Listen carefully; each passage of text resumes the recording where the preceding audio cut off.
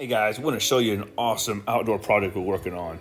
This outdoor project has a true direct view Sierra TV. It's going on a wall on the end of the pool. On each side of that wall is going to be some custom James speakers that'll be built right into the tile. We'll show you guys that later on during the construction phase. But as you can see, this pool pretty much takes the whole backyard. So a lot of planning has gone into this project. This is only day 2, guys. So a lot's already been done at this point. But want to show you what we plan on doing. Over there on the right side of the house, we're doing there's going to be a floating pergola top where we're going to do some custom James speakers. That's going to be over a fire pit area.